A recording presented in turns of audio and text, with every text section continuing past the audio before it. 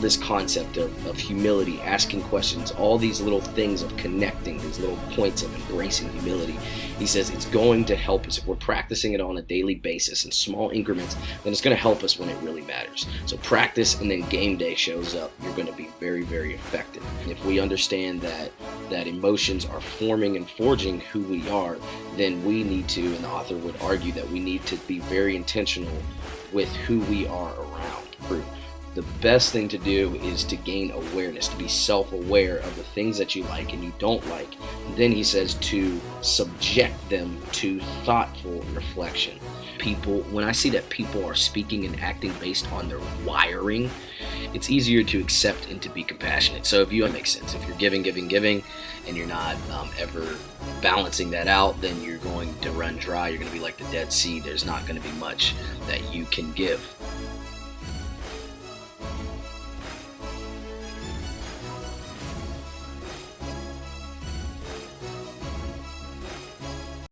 What's up, guys? So this is the book, The Art of Connection. The author is Michael Gelb. He has written 15 books, so right away, just very credible author. Has written 15 books on the topic. He writes leadership, also business books, which I thought was already interesting. That he writes books like this, but he works with personal clients in different businesses, pretty big businesses like Microsoft, Merch, Gentech, Emerson. He writes to high performers, everyday people, but primarily to businesses and people that are aspiring to grow their leadership abilities. Prizes that he's won: in 1999, he was named Brain of the Year. Brain of the Year by the Brain Trust Charity.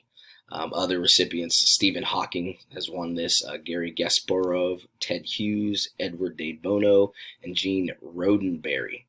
2003, he was awarded a Batten Fellowship by the University of Virginia. So he's won a couple of awards. Has a best-selling book, How to Think Like Leonardo da Vinci. So this, once again, is The Art of Connection. So just getting right into the prologue.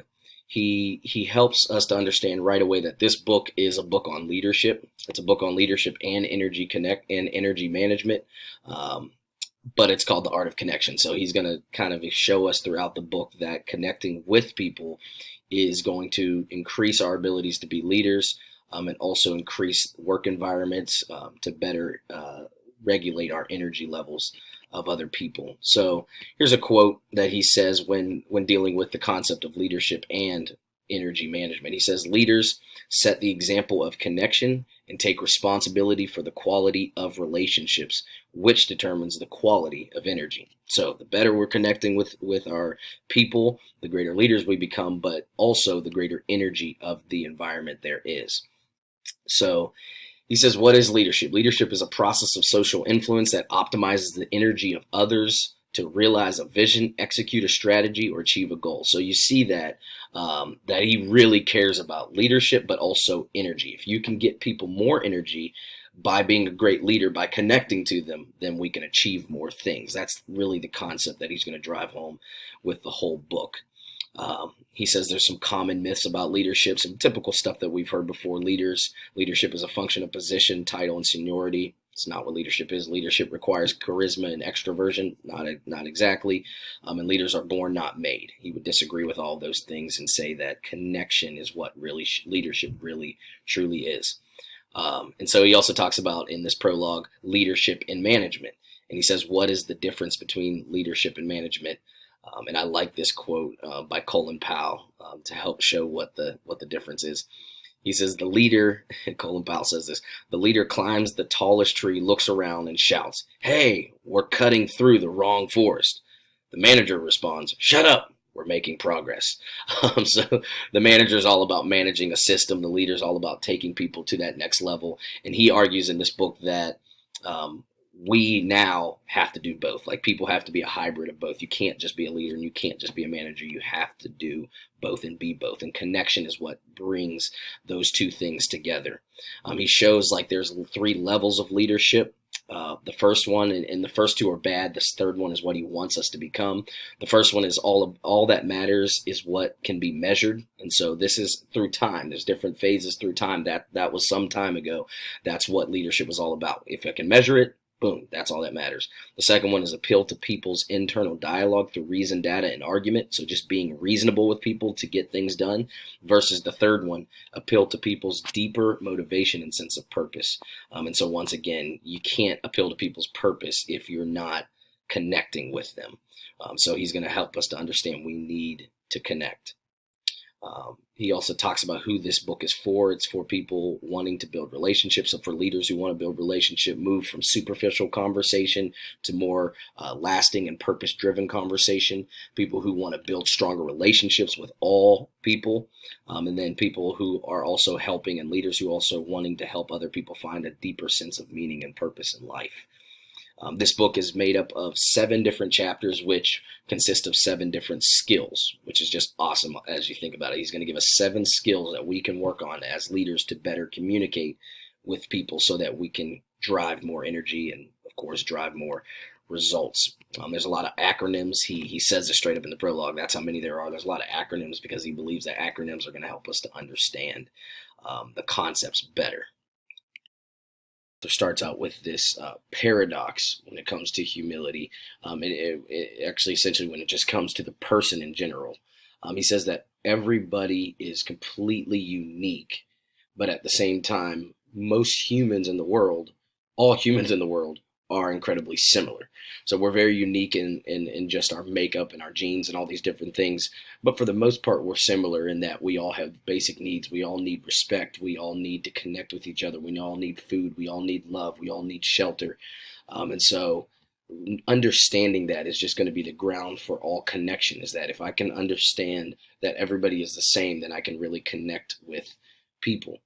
He goes on to just kind of show as well the uniqueness, why that becomes somewhat of an issue, though the sameness is great.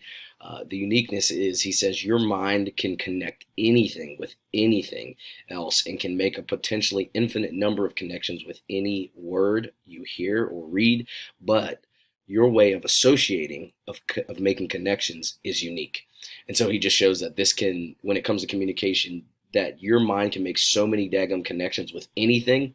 He shows then the potential for miscommunication, one person to another, is just infinite because your thinking is infinite and you can connect anything, any possibility. And so I thought that was just a very, very profound thing. Then he goes on to just get into straight humility. He says that humility is the soul of all leadership. Making assumptions. So let me read a quote that I thought was pretty good here. He says, humility is the catalyst of curiosity. Curiosity is the driver of continuous learning. Continuous learning is the key to developing the relationship building skills every leader needs now. And so evidently, if you're constantly making assumptions, that means you're not humble because you think you know what's going on. And if you remember the infinite possibilities, if you're probably going to guess wrong if you're just constantly making assumptions. But if you're humble, if you see yourself the way you are, and if you're humble enough to really want to know what someone else is thinking, then you're going to be asking more questions and you're going to be more curious, and then you're going to be connecting more. He gives 3 elements to just humility. If I were to look at someone and say that person's humble, he says this: there's an encouraging dialogue instead of a debate, modeling curiosity by asking questions, and then just welcoming feedback, which are very hard things to do if you're not actually a humble person. Humility actually is a competitive advantage, he says. He looked at a study by Bradley Owens, and Bradley Owens really just some definition of humility here. He says, after doing study after study showing that humility gives you this competitive advantage in your workplace, in your school, no matter what you're doing, humility is not just a virtue, but it's actually a competitive advantage. He says a manifested, this is kind of definitions that he said humility is after showing this Bradley Owens. A manifested willingness to view oneself accurately. B, a displayed appreciation of others' strengths and contributions. C, teachability. So these are some things that When we think through humility, this is what the author's talking about. And then he goes on, and is very closely related to humility is vulnerability. Vulnerability is not a weakness, but it's actually power. Let me read another quote that I thought was very powerful when it just comes to vulnerability. He says, and actually Brene Brown says this, you become vulnerable. It's a paradox, because in order to have influence, you have to be influenced. I thought that was just like really good. And in other words, like, in order to influence someone, you have to open up to the point that you allow them to influence you to open up. And I was just like, wow. He says, when we are open and accessible, we are able to connect with others, and we make it much easier for others to connect with us.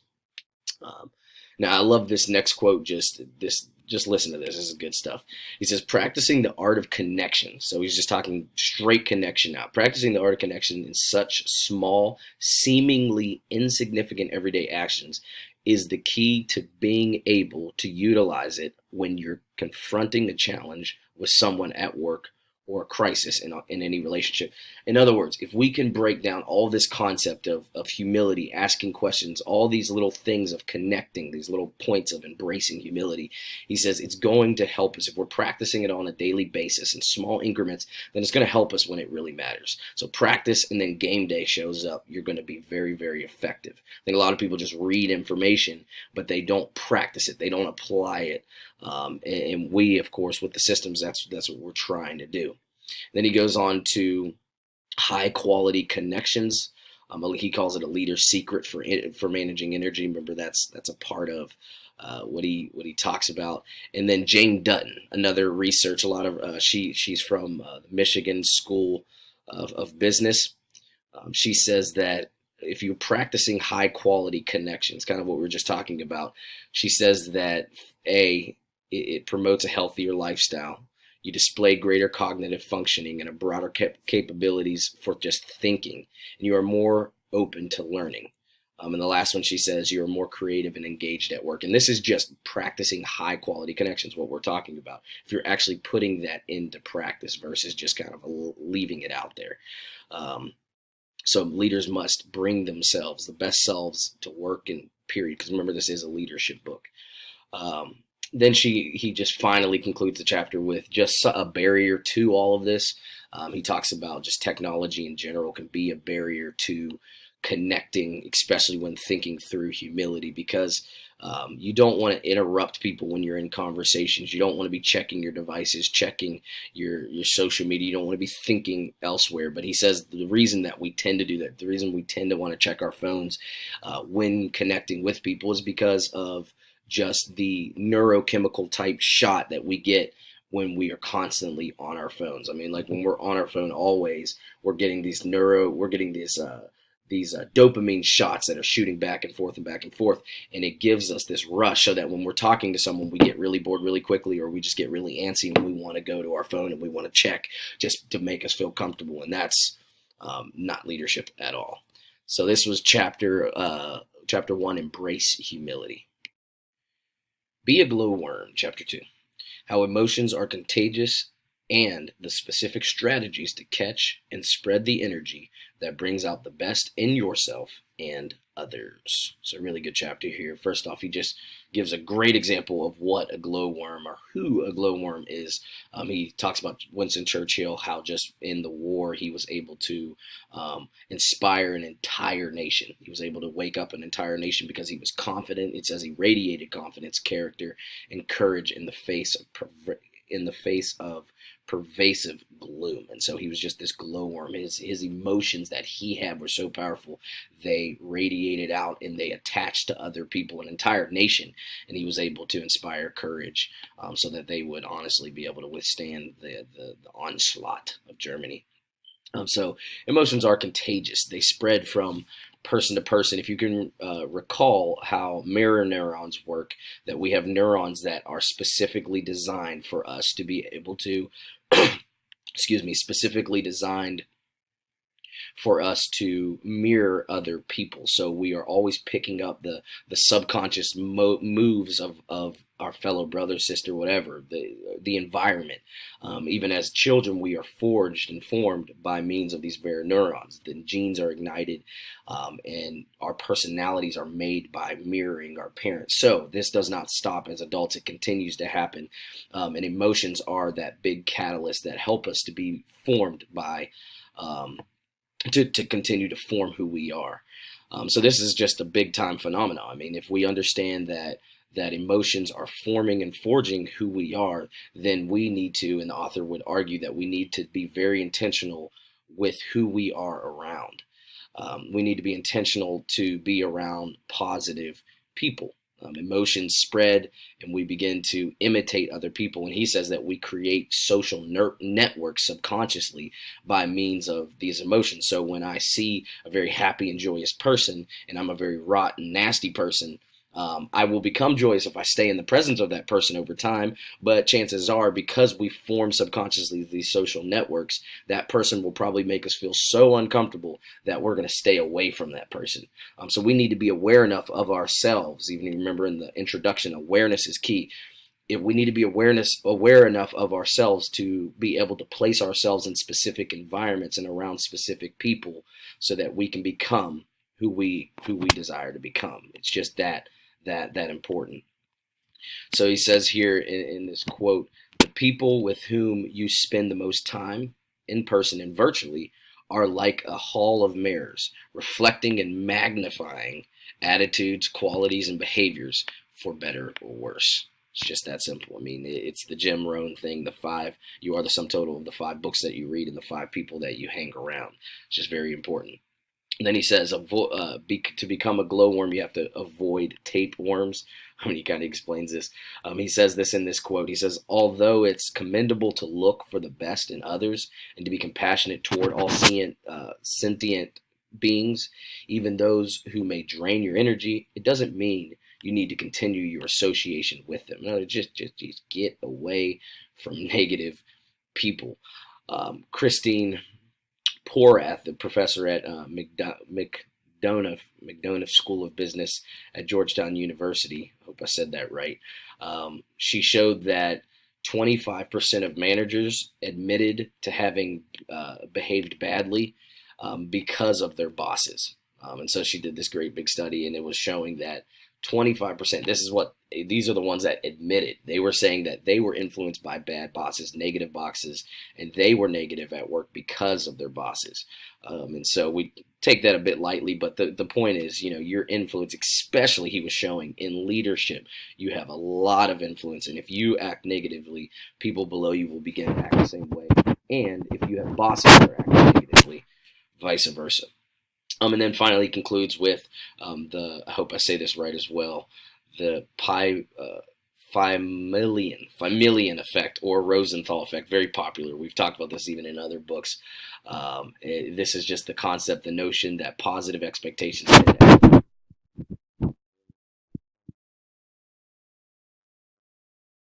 really spent his whole life. His whole life was built on this concept. And he looked at a cadre of Army drill sergeants. They were told that their next class of recruits were below average, and at the end of the basic training, that group of recruits performed 25% below average. It goes on to say that the drill sergeants were then told that their next crop of recruits was above average in ability. At the end of the basic training, the group performed 25% above average. When the sergeants were debriefed after the experiment and told that both groups were average in their ability, they refused to believe it. And so it just kind of shows, like, what you think about people tends to be what you'll get. So if you think bad about people, you'll get bad. If you think good about people, you'll get good. It tends to be, unless the person's very self-aware. And the reason is for this is simply because subconsciously you look at people different, you talk to people different. If you view them as less than, you're going to kind of influence them towards that direction subconsciously.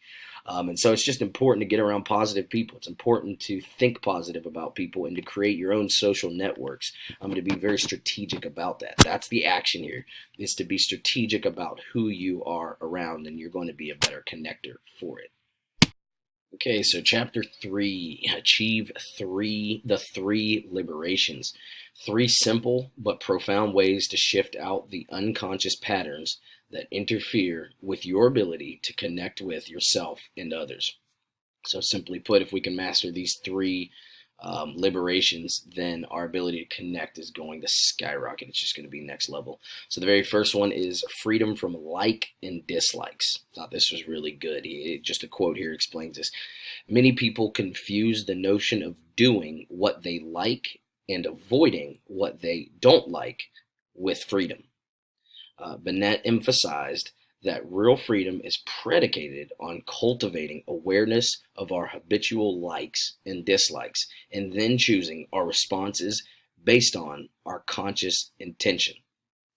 So here the author brings up the concept of mindfulness. So mindfulness in the definitions is usually defined as intentional, non-judgmental awareness of the present moment. So here's the idea here is that most people are always trying to do what they like and avoid what they don't like to do. And so they see freedom, they see a good day as, man, I did what I like to do all day versus I did what I don't I did not do what I did do what I don't like to do all day. But the author says that is completely not true. The best thing to do is to gain awareness, to be self-aware of the things that you like and you don't like. And then he says to subject them to thoughtful reflection. In other words, think about it. Just think about it, and then use your brain, your prefrontal cortex, to make a conscious judgment on what you should be doing and what you should not be doing. And even if you're doing the wrong things, still don't judge yourself. Just think about it. Be aware enough to begin to move forward. Because if you're aware enough and you know what you should do over time and you're consciously thinking about it, then you will eventually begin to move towards that right direction, and you can start to see some really good results versus just avoiding dislikes and moving towards the like. Just be aware is the author's big concept there for the first liberation. The second liberation, freedom from taking things personally. Freedom from taking things personally. So when we're taking things personally, we're short-sighting our perspective. We only see things through one view, and if we're taking it personally, evidently we can't connect because we see everything. It's almost a very narcissistic kind of deal. But when we don't take things personally in life, criticisms, a bad look, or whatever it might be, if we're not taking that personally, then it broadens our perspective of the world, and it allows us to begin to have compassion and empathy and see other things through other people's perspectives, not neglecting our own perspective, but just broadening our perspective so that we don't shortcut our ability to connect with people. So don't take things personally. It's a freedom when we don't take things personally. It's an amazing feeling. And the third liberation is freedom from blaming and complaining. This one's a good one. So, a transformational key to the art of connection is to become more aware of where you are on the continuum of personal responsibility, and to endeavor to respond as though all communication and relationship challenges are opportunities for learning. So stop blaming and complaining. In other words, like when you see all situations as something that I can learn here, I can grow, I can be transformed in this situation versus why is this happening to me? I can't believe my car broke down. I can't believe she's looking at me like that, cussing me out. If you don't see it like that and you see it as an opportunity to learn, then you're going to learn. There's a freedom in that. You're going to be transformed. You're going to have more ability to connect to others because they're not going to see some negative whiny baby. um, they're not going to see that in your life. So shape the art of connection by taking full responsibility. Three things here: accurately understanding others, getting our message across to others, and whatever is achieved as a result. So no matter what, when we're understanding others, when we're accurately assessing situations and getting results, we are taking responsibility. Now, we're not blaming people, we're not complaining, we're not victimizing ourselves, but we are taking responsibility. And then finally, in this chapter, the author talks about nonviolent communication. There's 4 steps to nonviolent communication. It's related. He relates it to Gandhi's nonviolence concept of we don't want to be violent. We want to be empathetic. We want to be, he calls it the martial arts of communication, where we want to be on the defensive, but also being very aware to be very skillful in our communication. So you'll see that these 3 liberations come together, and it comes down to a package of how do you communicate with these 3 liberations. He says, first, identify what's actually happening in a given situation before evaluating it. So here's the idea of separating observation and evaluation. So we want to be more observing. We just want to observe situations versus evaluating situations. Not Sandy is a smelly person. That's an evaluation. I'm evaluating the bad BO versus just saying, yeah, there's some bad BO going on in this environment.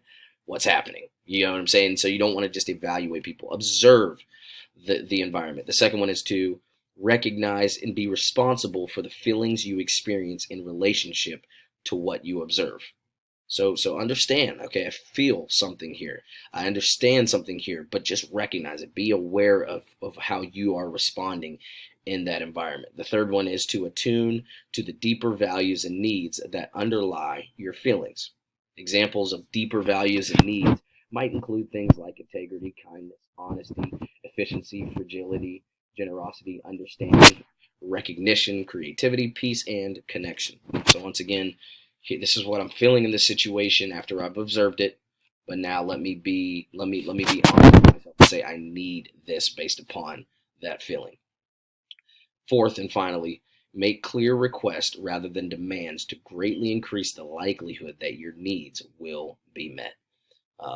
He says it isn't always easy to discern the difference between a request and a demand. The key is what happens when someone says no.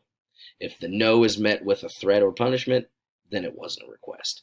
So in other words, this is that nonviolent piece. Is after I'm aware of my feelings and I recognize, okay, I really need to be loved in this moment, then I can make a request of the other person versus a demand. And a demand, of course, is me swinging at the mug versus just sitting back and asking a solid request. So this was the chapter, Achieve the 3 Liberations.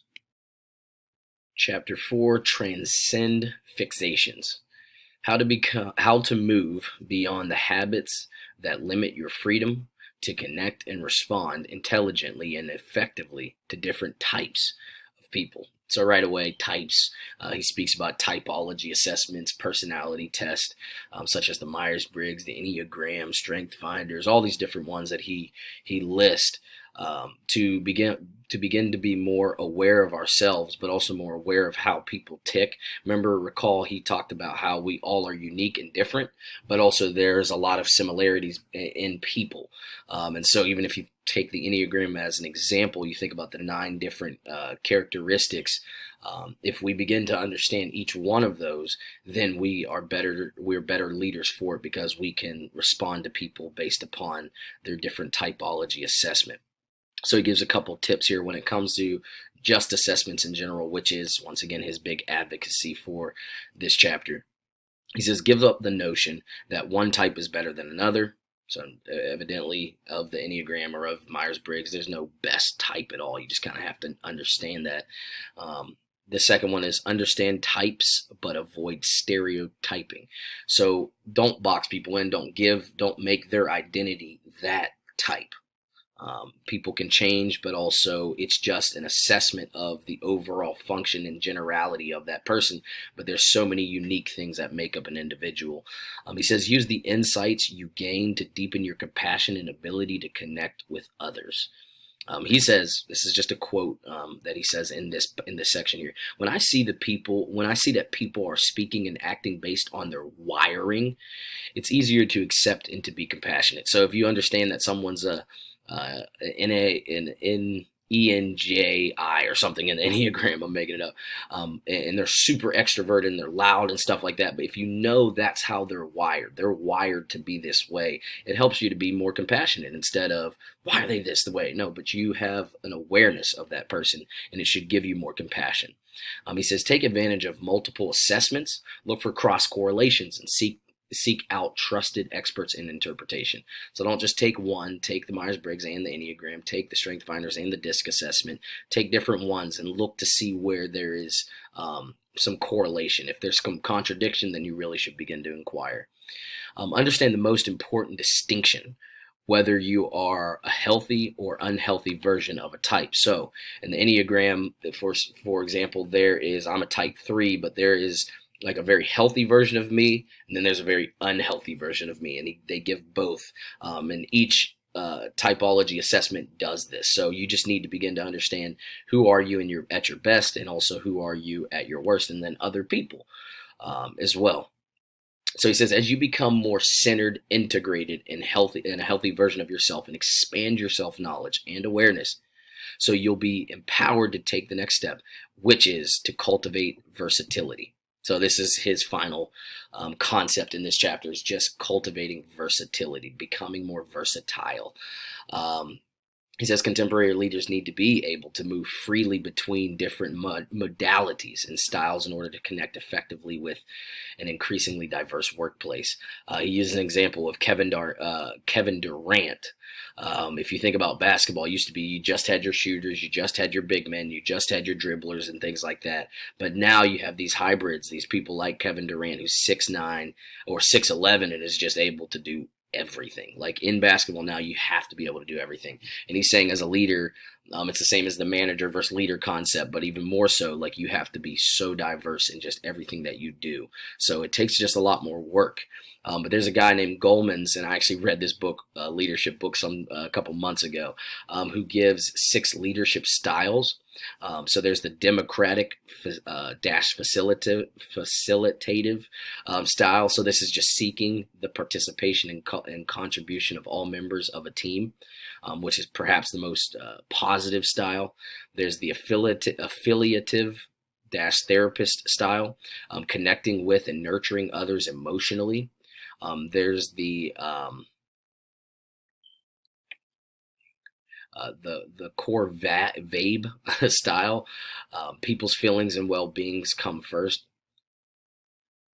Okay, so that's not a style. Sorry, that's what I was like, that's not a style. It just snuck in there. The next style after affiliative is the authoritative visionary style. Sharing an inspiring vision and empowering others to achieve it. That's the visionary style. Then there's the coaching mentoring style, developing people for the long term. There's the pace setting driver style, driving others toward results directly by setting high standards and carefully monitoring performance. We do a lot of that. Cohesive and commanding style, telling others, perhaps the most negative, the last two perhaps the most negative, telling others what to do and articulating consequences for non-compliance. So I read all of those to say, first off, I love that book that I read by Goleman. But I read all those to say there's 6 different ones. The idea is that in our world now, you have to know when to fluctuate between which one, when to be a pace setter, when to be a coach, when to be a visionary, when to be an authoritative person, like when to be democratic. And he gives a lot of examples. And in the book, actually, the whole book is based on this. You have to be versatile as a leader. And so that's the concept there. So the big takeaway in this chapter is identify your strongest personality trait. And he says, do the opposite. So do the opposite. Know who you are and do the opposite so you can begin to cultivate a different one. So if we want to look into more of these just as a team, we can do so. Chapter 5, Balance Energy Exchange. Simple practical methods to monitor the balance of energy in relationships and adjust it when necessary. So he gives 3 concepts here. He calls them the giver, the taker, and the matcher. Givers, they focus primarily on the needs of others. Takers, they focus primarily on their own needs. And matchers focus on balancing the fulfillment of the fulfillment of their own needs with fulfillment of the needs of others. So let me just read that again. Matchers focus on balancing the fulfillment of their own needs with the fulfillment of the needs of others. So naturally and right away, you might think that givers are the ones that we want to be, but he actually says my data and research shows that they're actually less generous because they run out of energy, they run out of time, and they lose the resources because they basically don't take enough care of themselves. That makes sense. If you're giving, giving, giving, and you're not ever balancing that out, then you're going to run dry. You're going to be like the Dead Sea. There's not going to be much that you can give over time. And so the idea then is to be not just a matcher, because that's what we would think next is not just be a matcher, but be a matcher with a little bit of giver. And I thought that was kind of cool when he calls it otherishness. It's kind of interesting. He says cultivating wise, creative otherishness is an important element of the art of connection. He says for many givers, the greatest point of leverage in this art is to develop the courage to say no. So he goes into that next section. So we always want to be focusing on that otherishness, but no is a huge thing to stay from over giving, saying no. He says three steps to saying no, or at least developing the art of saying no. He says, say yes to your deeper need, affirm that need for yourself and express it clearly. So what you need the most, that's what you want to be saying yes to the most. Say no to what does not support your need in a respectful manner. Third, he says, express your intention to seek a positive outcome and offer creative ideas to get to an alternative yes. Must also have the ability to say yes behind someone else's no. So this is cool. This is almost like the opposite. If someone's saying no to you, you have to understand that there is a yes, some type of yes there. And if you, the ability to connect is the ability to be able to figure out what that yes is, because it opens up options, it gives new possibilities, and it develops an environment of just creativity. And so I thought that was really neat. Now, he also says, when it comes to this section, he says we also need to watch our word. So, watch what we're promising to. He says that we need to promise low in all situations and then deliver high. Promise low and deliver high. This is kind of just that next section. And then also the next part is feedback. Adjust the balance of energy with feedback. So to increase energy in relationship, we're constantly going to need feedback. This goes back to embracing humility. We need to be humble enough to understand that we can grow and be transformed, but the one way that we're going to grow is to embrace feedback from other people. He gives an acronym, SMART feedback. Not going to get into it, but he calls it specific, monitored, actionable, respectful, and timely. And then he also just talks about, I love this part, the lost art of tact. The lost art of tact. Its elegant diplomacy are essential to the art of connection. Let me just read a quote here that I thought was hilarious when it comes to the art of tact.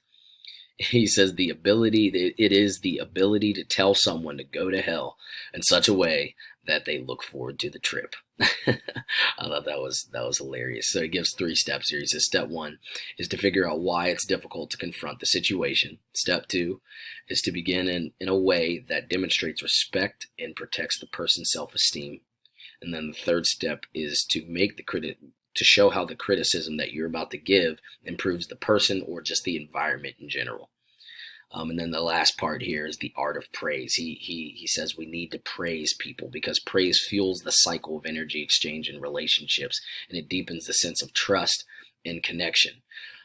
So we need to praise people. Praise, he says, praise focuses on the specific aspects of a person's performance or behavior, whereas encouragement is more, so he differentiates it with encouragement. Encouragement is more a general statement about one's belief in the core capacity of another. So encourage is to inspire with courage, spirit, or hope. But we want to praise people because it increases energy. Lastly, he says that praise, there's an acronym here as well. It's precise, it needs to be relevant, amiable, inspiring, sincere, and it also needs to be encouraging. So you can kind of see how encouraging goes into actually praising. So that is the chapter on balance energy exchange. Be a rare listener. Why real listening is so rare and what you can do to improve it now. This is the chapter that everyone you know is waiting for you to read and apply so that you will become a truly great listener. Listening's like driving, the author says. Most people think they are better than average, but that can't be true. You guys have probably heard of the Dunning-Kruger effect, where Dunning and Kruger, two researchers, they did a lot of research just kind of showing that people will naturally rank themselves higher than they really are. So they'll think their abilities pretty much in anything. They'll think themselves better than they really are. It's just the natural propensity for people to assess themselves. Always, I'm a better communicator. I'm a better listener than I think I am. That's not true for everyone, but that is the general case. And so he starts there just to kind of show you, look, you probably need to improve in this category of just listening. Then he goes on to the key to shared consciousness. So remember, we're talking about connection, and evidently through the lens of listening. But he says, what is the key to shared consciousness from one person to the next? And he says it's empathy. It is empathy. He says empathy is the heart of the art of connection. It's the heart. I mean, to be able to feel what someone else feels, to have that compassion for someone else is absolutely essential. And then he gives three paradoxes to empathy. Three paradoxes. The first one is acceptance makes change possible. The curious paradox, Carl Rogers says, is that when I accept myself just as I am, then I can change. So it's that surrender concept that when I'm just accepting, okay, I'm empathetic not just towards others, but I'm empathetic towards myself. When I accept myself the way I am, that actually is the time that I'm able to change. The second one is, if you want it, then you need to give it.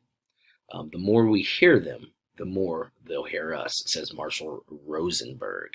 It's just a real simple concept. It's reciprocity. Like if you want something, then you need to give it, and then when you give it, then the principle of reciprocity will come back in return, and you will get what you have been giving. Third paradox is most of what's important is rarely expressed directly. Now I like that because what he's saying, and he makes this great argument of people communicate but what they want, but they don't really say it directly. So it's just the way of human communication, which is very frustrating. That's where a lot of miscommunication comes from. And even people that do say things directly are kind of ostracized because it's just you're too strong. You're coming on too strong. So it is the leader's job and the person that wants to communicate. We don't need to complain about that. We need to figure out what people are actually saying. And there are many different cues that people will give to show what they mean and what they feel versus exactly what they're saying, because it's never truly what they mean. And then he says real listening. He gives a couple acronyms here. RARE, R-A-R-E, receive, appreciate, reflect, and inquire, is an acronym for actually listening to people, really, really, really listening. He says, of course, in our busy lives, it isn't always practical to listen in a deep way, which is rare listening. He says the important thing is that when it is possible and when it is crucial, you are able to do so.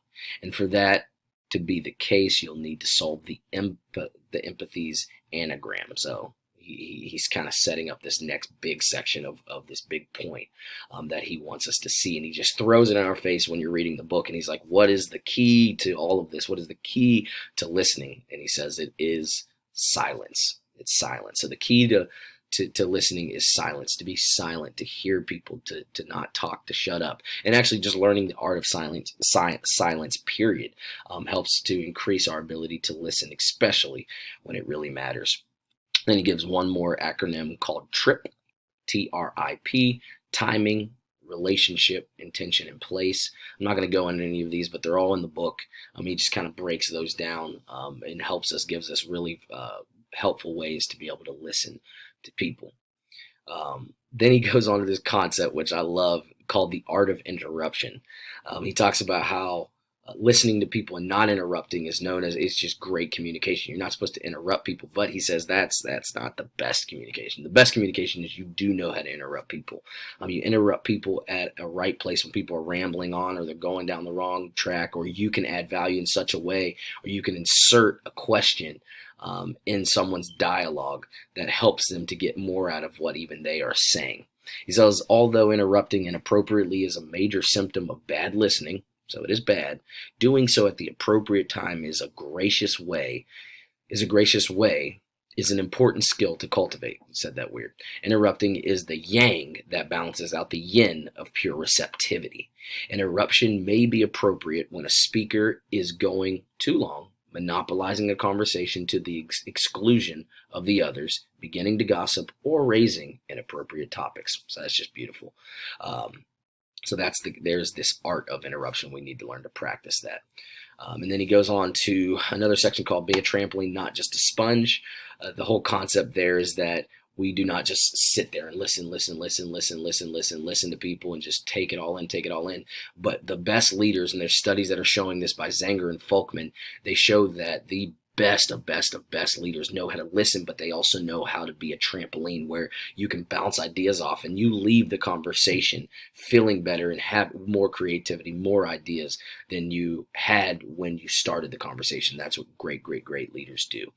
And then I loved interrupting, and I love this section I'm about to talk about now because I just never really thought about it. I do interrupt, especially in youth group, pretty well, but this one's really cool too. The art of empathetic guessing. I feel like we do this one too, but just I've never heard of like this as being an art.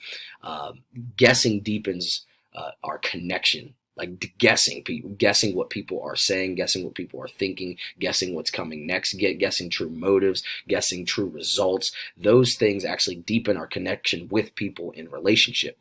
So when people are having a conversation and someone is going down a path, if we maybe not even interrupt them, but if we can guess what's next, or if we can guess a real result, or were you feeling this in that moment, or were you feeling that you were hurt, or I'm guessing that, I'm guessing that you had a broken past, or I'm guessing people, whether you're right or wrong as you guess within relationship and communication, it deepens connection because it shows that you care, it shows that you're involved, and when you're right, it's actually just kind of really sweet. It shows that you're really paying attention, and that you're incredibly intuitive in that conversation. So he goes on finally, and he talks about loving kindness meditation, how meditation can help you. He gives some practices, but I'm not going to go into that now. Let's move on to our final chapter. All right, here's our last chapter, Turn Friction into Momentum, 3 perspectives that will transform your approach to conflict, and the 2 most important skills for finding creative solutions to relationship challenges. So right away, he says that the nature of conflict just generates energy. The sympathetic nervous system lights up. It generates energy. So this conflict can become disastrous if it's handled wrong, or it can actually deepen our connection with people. It can increase creativity. It can increase innovation in different things. There's studies showing that in order to innovate well, you have to have conflict. You have to have some abrasion going on, some iron sharpening iron, in order to actually innovate and have a great company. So he was showing some studies there as well. So the concept and the idea is to see conflict as a positive thing. It's an opportunity to see better results if it's handled correctly. Let's see, he says conflict, it's not a contest. And so what that means is if you see conflict as a contest, so if you're arguing for your point in a meeting and you want to win it because you want to win, then truth be told, the other people that lose, they'll actually make sure that your win is a loss down the road. Like they're not going to truly support it, and they just don't really care. But if you see conflict and you see argument as something to move the organization, move the team, move yourself forward and to grow and to have transformation, then conflict will turn out to be golden for you. It gives a quick little acronym for handling conflict: timing, relationship, intention, and place. That's another TRIP acronym. Last chapter there was a TRIP. And then he goes on to my favorite section here, the way of harmonious energy. He talks about this Japanese fighting style, Aikido, and he kind of uses this as this whole analogy for what he calls the harmonious energy, the way of harmonious energy. There's 2 concepts to this, and evidently you can even just hear it. It's keeping energy in a relationship and conflict. But there's 2 concepts here, centering and blending. Centering is the ability to bring your full attention and intelligence to the present moment without prejudice. really the idea of centering is, he was talking about a fighter who has a perfect stance, and they asked this one master, they're like, you never lose your balance, you never lose center. He says, I do, but I bring it back so fast that you really can't even tell. And so what he says scientifically and neurologically is that centering is recovering from the amygdala hijacked, which Daniel Coleman speaks about in his book Emotional Intelligence. But the amygdala hijack is simply when your sympathetic nervous system lights up and freaks out, and you have in the deepest parts of your emotional brain, you feel threat. You feel a threat. So in conflict, there is threat. But the idea of being able to breathe and bring back your thinking to the prefrontal cortex is to pause. First off, he says to pause and to bring your thinking back to center.